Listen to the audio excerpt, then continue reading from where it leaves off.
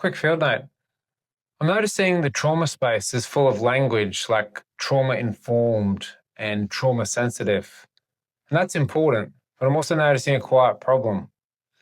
You can know about trauma and still not know how to support healing. And the trap I've seen, and honestly I've been tempted by too, is treating trauma-informed like a badge that you earn. Like once you've done the training, updated the policy, put it on the website, the job's done. But what I've learned is that can create an assumption in teams and systems that we're safe now, when really we've just started noticing the problem.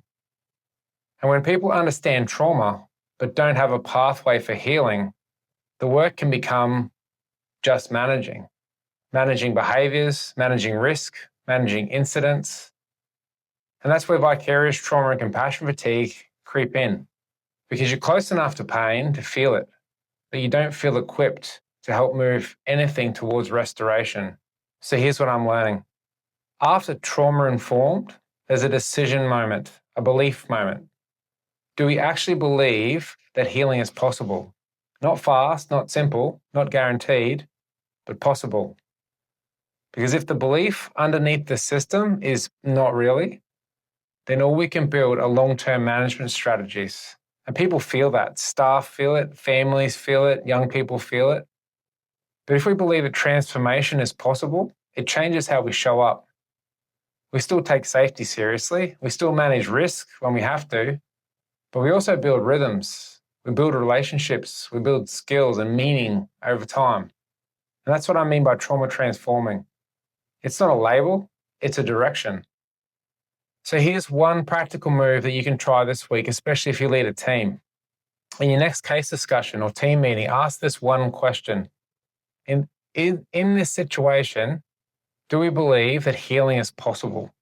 Or are we operating as if we'll be managing this forever? And just notice the answer. No shame, just clarity. Because whichever belief is operating will shape the plan. If we're operating in a manage forever, we'll default to control and containment. If we're operating in a healing is possible, we'll still keep safety, but we'll also design one step and the next step that builds capacity. So add one follow-up to that. What's one small step that we can take that signals that we believe that change is possible here? Just one step, one rhythm, one skill, one repair, one consistent handover, something real.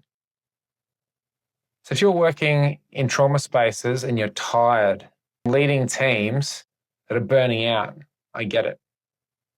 I'm going to keep sharing what I'm learning about moving beyond trauma-informed towards trauma transforming, one field note at a time.